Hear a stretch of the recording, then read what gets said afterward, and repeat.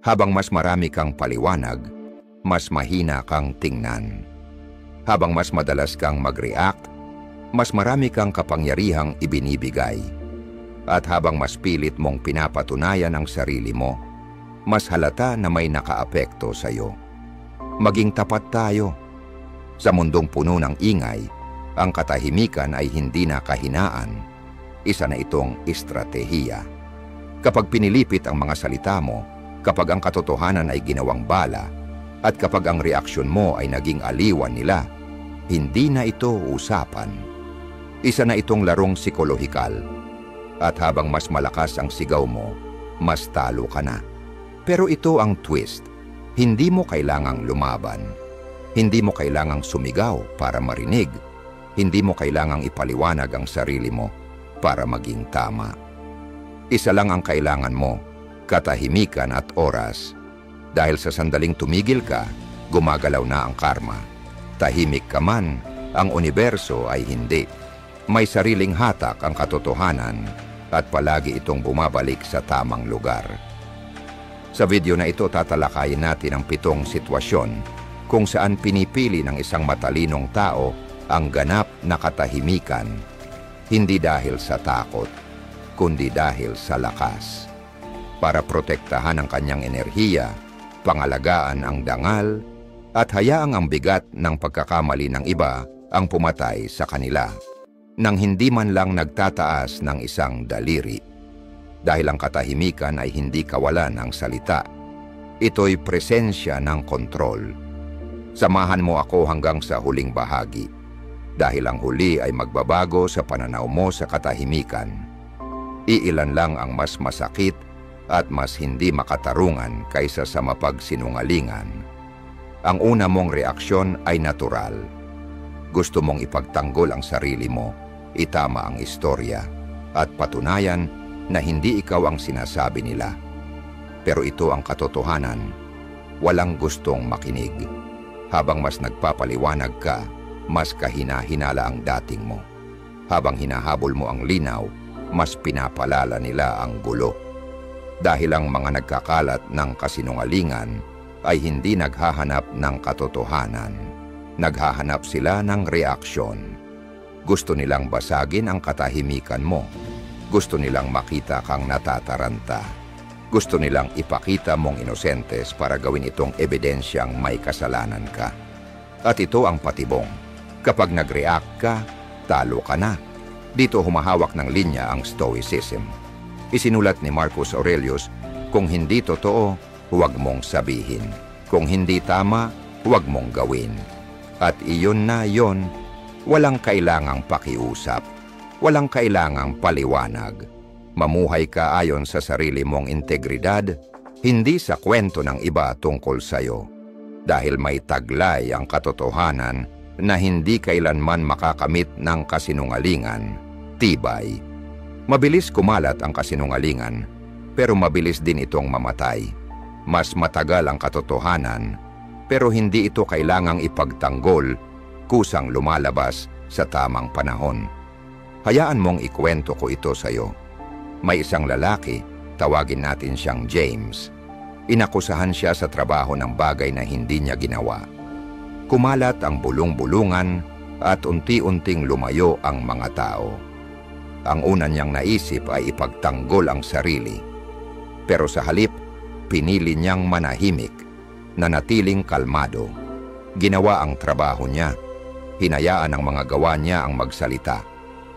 Makalipas ang ilang linggo, lumabas ang katotohanan.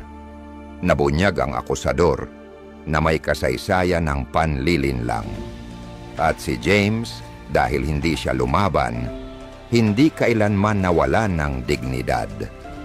Umangat siya sa gitna ng ingay at nanatiling buo ang kanyang dangal.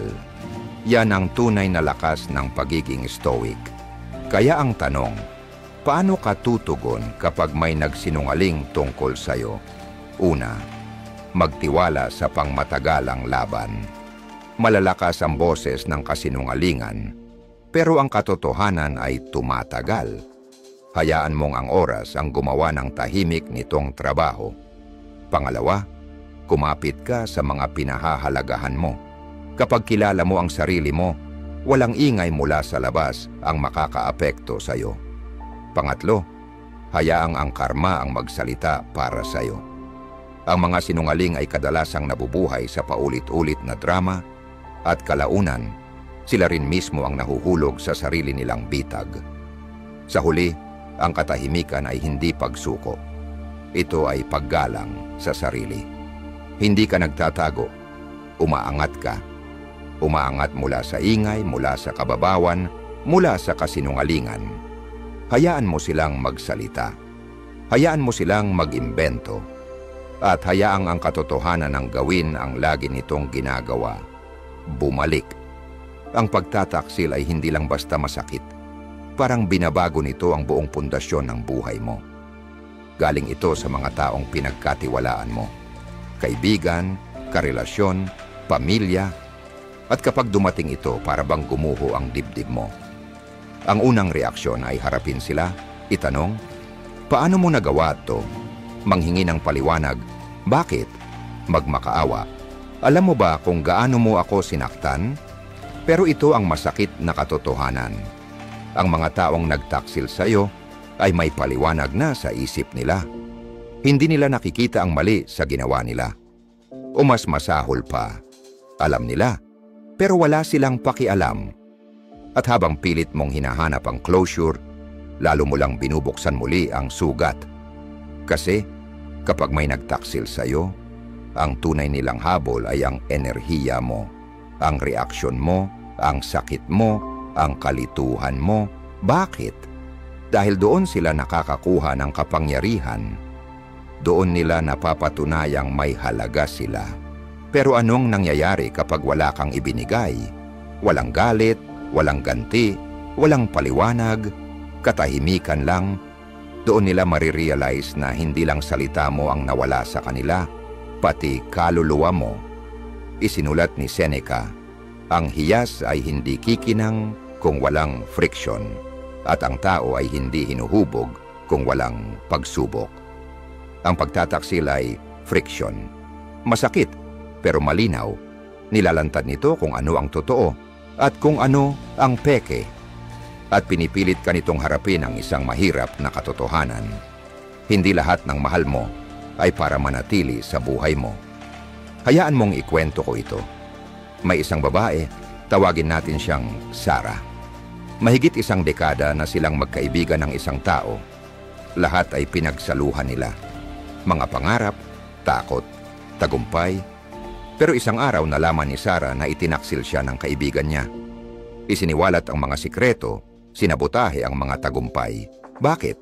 Dahil sa inggit, insecurities, at ego. Sa simula gusto ni Sarah ng komprontasyon, ang ibuhos lahat, iparamdam ang sakit na ginawa sa kanya. Pero sa halip, pinili niyang manahimik. Walang away, walang drama, tahimik na pag-alis. At ano ang nangyari? Inantay ng kaibigan ang gulo. Handa na siya sa sigawan, sa tensyon. Pero ang nakuha lang niya ay kawalan. At ang katahimikang iyon ang gumambala sa kanya. Dahil ang katahimikan ay may bigat. Mas malakas pa ito kaysa sa anumang sigawan. Kaya kapag nakaharap mo ang pagtataksil at siguradong haharapin mo, tandaan mo ito. Una, tanggapin mo kung sino talaga sila. Huwag kang kumapit sa kung sino sa tingin mo sila. Dahil ang bersyon na yon, wala na. Pangalawa, huwag mong sayangin ang hininga mo sa taong isinulat lang ang halaga mo gamit ang lapis. Hindi mo kailangang ipaintindi sa kanila ang mga bagay na sila mismo ang piniling balewalain. Pangatlo, lumayo ng walang paliwanag. Dahil ang katahimikan ay pumipilit sa pagninilay at ang pagninilay ang pinakaiiwasan ng mga taksil. Sa huli, hindi ikaw ang nawalan. Sila ang nawalan ng isang taong tapat, totoo at bihira. Hayaan mong sila ang mabuhay kasama ang pagkawala na yan, hindi sa pamamagitan ng parusa, kundi sa pamamagitan ng kawalan mo at ng kapayapaan mo. Mura lang ang pang-iinsulto. kaya ginagamit ito ng mahihina. Kapag may nang insulto sa'yo, gamit ang sarkasmo, passive aggression, o diretsong panlalait, hindi nila layunin ang katotohanan. Gusto ka lang nilang pukawin. Hinahanap nila ang reaksyon mo. Dahil ang reaksyon mo ang siyang kumpirmasyon ng halaga nila. Sa sandaling gumanti ka, tumaas ang boses mo, o ipinagtanggol mo ang sarili mo, ibinigay mo na sa kanila ang gusto nila, kontrol. Hindi mahalaga kung gaano katalino ang sagot mo. Kapag tumugon ka, naglaro ka na sa laro nila. At ito ang bahagi na hindi naiintindihan ng karamihan. Hindi mo kailangang manalo sa argumento. Ang kailangan mo lang ay huwag makisali. Isinulat ni Marcus Aurelius, ang pinakamabuting paghihiganti ay ang hindi maging katulad ng kaaway mo. Basahin mo ulit yon. Kapag may nang insulto sa'yo, iniimbitahan ka nilang bumaba sa antas nila, umaasang iiwan mo ang dignidad mo at sasama ka sa putikan. Pero ang isang stoic ay hindi namumuhay sa putikan. Hindi siya natitinag, hindi siya gumagante. Pinapanood lang niya, kalma, tahimik, walang pakialam. May kwento ako. May isang lalaki, tawagin natin siyang David. Katatanggap lang niya ng promosyon sa isang event ng kumpanya, isang promosyong pinaghirapan niya. Isang naiinggit na katrabaho ang nagbitaw ng patama sa harap ng lahat. Aba, parang kahit sino na lang pala ang pinopromote ngayon. Lahat ay tumingin kay David, naghihintay ng reaksyon. Pero hindi siya nakipagtalo, hindi siya nagdepensa. Tumingin lang siya sa mata ng lalaki, ngumiti, at hindi nagsalita. Katahimikan lang, walang ganti, walang eksena. At sa sandaling iyon, hindi lang si David ang nanalo sa silid, nanalo siya sa buong laban. Dahil ang katahimikan ay nag-aalis ng kapangyarihan at walang mas nakakainis sa isang nangiinsulto kaysa sa pagiging balewala. Kaya, paano mo hinaharap ang insulto? Una, alamin kung ano ang pakain nila. Hindi nila hinahanap ang katotohanan. Gusto lang nilang guluhin ang kapayapaan mo. Huwag mong ibigay. Pangalawa, hayaan mong ang katahimikan mo ang magsalita. Kapag hindi kumurap ang mukha mo at nanatiling kalmado ang boses mo, may ipinapahiwatig itong mas malakas kaysa sa anumang salita. Hindi mo ako hawak. Pangatlo, panindigan mo ang postura mo. Ang kumpiyansa ay hindi nakikipagtalo. Ang paggalang sa sarili ay hindi nagpapaliwanag. Kapag tumanggi kang bumaba sa antas nila, sila ang walang mararating. Sa huli, hindi mo kailangang tapatan ang ingay nila. Ang kailangan mo ay ang maipamalas ang husay mo sa katahimikan. Dahil ang tunay na lakas ay hindi sumisigaw, hindi nito kailangan. At ang pinakamasakit na sagot sa isang insulto, ang kawalang pakialam.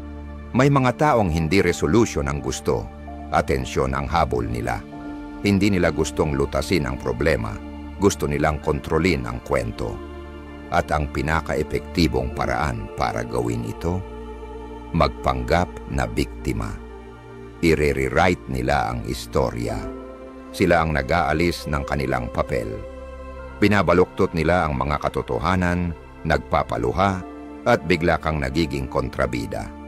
At habang mas nagsisikap kang ipaliwanag, lalo lang lumalala. Dahil sa paningin ng iba, para kang umaatake sa isang taong sugatan na. Binago nila ang kwento. Ngayon, ikaw ang agresor at sila ang mga dukha, hindi nauunawaan. Hindi ito alitan, palabas lang ito. At ikaw ang nakast bilang kaaway. Pinag-iingat tayo ng pilosopiyang stoiko sa ganitong bitag. Sabi ni Epictetus, ang pagrereklamo ay laging walang saysay at hindi nararapat. Ang mga biktimang gumaganap ay hindi nagrereklamo para sa solusyon. Nagrereklamo sila para sa simpatiya. At kapag nagdepensa ka, pinapatunayan mo ang kanilang palabas. Ang tanging panalong galaw ay katahimikan. Pahintulutan mo akong magkuwento. May isang babae, tatawagin natin siyang Rachel. May katrabaho siya na palaging binabaluktot ang realidad. Kapag siya ay pinapanagot, umiiyak siya, lumilihis, at inaakusahan ng iba. Sinubukan ni Rachel na maging lohikal. Nagdala siya ng ebidensya na natiling kalmado. Ipinaliwanag ang mga katotohanan, pero palaging nababigo. Dahil habang nagsasalita si Rachel ng mga katotohanan, ang babae naman ay nilalaro ang emosyon. At sa hukuman ng opinyon ng publiko, nananalo ang emosyon kapag matagal ang pagtatalo ng rason. Kaya tumigil si Rachel. Wala nang depensa, wala nang kontra, katahimikan na matatag at stoiko. Sa paglipas ng panahon lumabas ang katotohanan, nagsimulang makita ng mga tao ang pattern. Napagtanto nilang palaging may kwentong malungkot ang taong iyon, palaging may bagong kaaway, palaging may bagong kawalang katarungan. At sa ganoong paraan, bumagsak ang palabas. Paano mo haharapin ang isang mapanlinlang na biktima? Una, huwag magdepensa. Hindi sila nakikinig. Gumaganap lang sila. At gustong-gusto ng mga manonood ang drama. Huwag mo silang pakainin. Pangalawa, manatiling emosyonal na nakahiwalay, magmasid, huwag mag-absorb. Hayaan mo silang malunod sa gulo na sila mismo ang lumikha. Pangatlo, magtiwala sa karma at sa paulit-ulit. Maaring maniwala sa kanila ang mga tao minsan, siguro 2 beses, pero hindi nagsisinungaling ang mga pattern. Sa huli natatanggal ang mga maskara. Sa huli hindi mo kailangang magpaliwanag sa taong kumikita sa kalituhan. Hayaan mo silang gampanan ang kanilang papel. Hayaan mo silang mag-ipon ng mga menonood. Hayaan mo silang patakbuhin ang kanilang kwento. Kasi balang araw, matatapos ang palabas. At ang katahimikan, yan ang paraan para ibaba ang kurtina.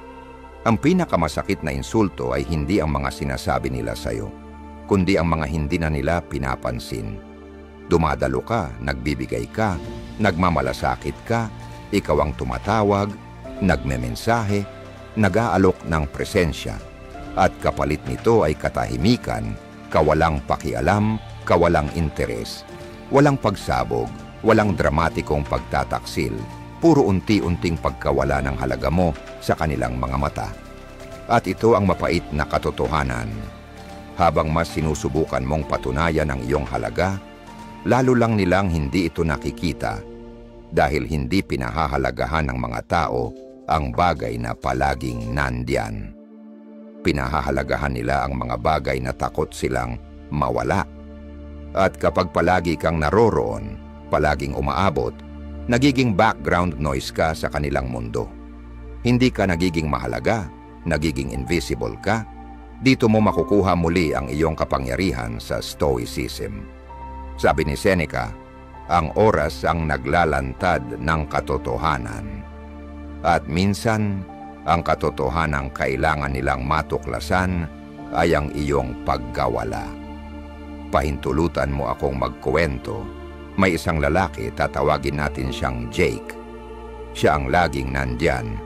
Ang kaibigang nagche-check-in, ang katrabahong hindi nakakalimot sa iyong kaarawan, ang kasintahang laging nagtatanong kung kumusta ang araw mo.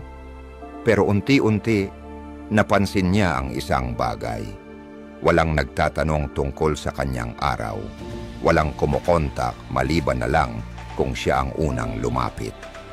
Kapag tumigil siyang tumawag, nauuwi ang mga araw sa linggo ng katahimikan. Doon niya naunawaan na hindi siya pinahahalagahan. Siya ay ginagamit lang kapag kailangan. Kaya gumawa siya ng mahalagang desisyon. Walang pagtatalo, walang paliwanag. Tumigil na lang siya. At ano ang nangyari? Ang mga totoong nagmamalasakit ang nag-abot ng kamay. Ang mga hindi, nawala na lang. At doon niya nakuha ang sagot. Ano ang gagawin mo kapag binabalewala ang iyong halaga? Una, tigilan mo na ang habol. Kung hindi nila nakikita ang halaga mo habang naroroon ka, hayaan mong maramdaman nila ito kapag wala ka na. Pangalawa, manahimik ka. Pinipilit ng katahimikan ang kamalayan. Kapag wala ang presensya mo, hindi maikakaila ang halaga mo. Pangatlo, magmasid kung sino ang nagsisikap. Ang mga taong mahalaga ay hindi kailangang paalalahanan. Mapapansin nila ang pagbabago at lalapit sila sa iyo, hindi lalayo. Sa huli, hindi mo pinapatunayan ang halaga mo sa pagsusumikap. Pinapatunayan mo ito sa distansya. Kasi ang mga nararapat sa enerhiya mo ay mararamdaman ang katahimikan. At ang mga hindi naman, hindi talaga para sa iyo iyon. Hayaan mong magsalita ang iyong pagkawala. Hayaan itong umalingaw-ngaw sa espasyong minsang pinabayaan nila at huwag kang manalangin na mapansin ng mga taong isinara ang kanilang mga mata. May ilang tao na ayaw ng kapayapaan, gusto nila ng reaksyon, kinukulit nila, dinidila-dila, sinasabi ang mga bagay na alam nilang masakit, hindi dahil sa tapang, kundi dahil ito lang ang paraan para maramdaman nilang may kapangyarihan sila. Kapag umatras ka, sila ang nanalo. Kapag nakipagtalo ka, sila ang napakain. Kapag pinayagan mong sumiklab ang emosyon mo, alam nilang nakuha ka nila. Narito ang katotohanang madalas, hindi napapansin. Ang layunin nila ay hindi gulo. Ang layunin nila ay kontrol. Gusto nilang basagin ang iyong katauhan para kumilos ka batay sa kanilang emosyon. At kapag na-trigger ka nila, sila ang mga manlilikha ng mga string mula sa likod ng pekeng ngiti. Pero dito pumapasok ang Stoicism bilang panangga. Sabi ni Marcus Aurelius, may kapangyarihan ka sa iyong isipan, hindi sa mga panlabas na pangyayari. Kung maunawaan mo ito, matatagpuan mo ang lakas. Iyan ang diwa ng sariling pagkontrol. Hindi mo mapipigilan ang iba na provokin ka, pero pwede mong tanggihan sila sa isang bagay na pinakahinahangad nila, ang reaksyon mo. Pahintulutan mo akong magkuwento. May isang lalaki, tatawagin natin siyang Adam. May katrabaho siya na namumuhay sa kaguluhan. Sa bawat meeting, bawat interaksyon, may saksak, may sarcastic na biro, may passive insult. Laging sapat lang ang linyang vague para makaiwas sa parusa. Sa umpisa ipinagtanggol ni Adam ang sarili. Nakipagtalo, nagbigay paliwanag, at sa bawat umalis siya sa silid, mas pagod siya kaysa dati. Hanggang isang araw nagbago siya. Sa susunod na subukan siyang provokin ng katrabaho, tiningnan niya ito, bahagyang ngumiti, mahinahong tumango, at nanahimik. Katahimikan lang. Walang pag-ikot ng mata, walang buntong hininga, walang tensyon, puro distansya. Ano ang nangyari? Natigilan ang katrabaho dahil kapag sanay kang maglaro sa apoy, hindi mo alam ang gagawin kapag hindi sumindi ang posporo.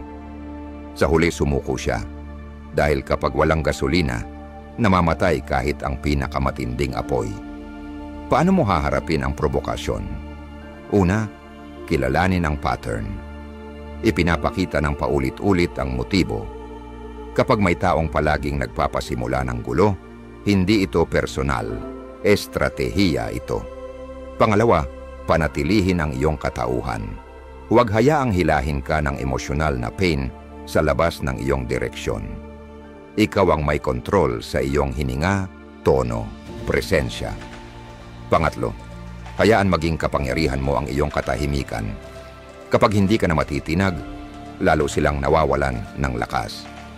Sa huli, hindi lahat ng nagpapagalit sa iyo ay karapat-dapat sa enerhiya mo. At hindi lahat ng kalaban ay karapat-dapat sagutin. Ang pinakamalakas sa kwarto ay hindi ang pinakamalakas magsalita. Siya ang taong gustong-gusto ng lahat na maprobokin, pero walang makakagalaw sa kanya dahil ang katahimikan niya ay hindi walang laman. Ito ay baluti. Malakas ang pagsisisi, pero mas malakas ang katahimikan. Darating ang sandali, pagkatapos nilang baliwalain ka, pagkatapos nilang hindi pahalagahan ang halaga mo, pagkatapos nilang isipin na palagi kang nandyan, naisip nilang wala ka na pala. At biglang naging napakalakas ang katahimikan na dati nilang hindi pinansin. Nagsisimula silang alalahanin kung paano ka nakikinig, paano ka lumalapit, paano ka nagbigay ng higit pa kaysa natanggap. At doon nila naramdaman, hindi lang nila nawala ang isang tao, nawala nila ang isang presensya, isang liwanag, isang kapanatagan. Pero pagsapit noon, huli na. Ito ang kailangan mong maintindihan. Kung ang isang tao ay nagsimulang pahalagahan ka lamang pagkatapos mong umalis, hindi kanya tunay na pinahalagahan noong panahon na mahalaga.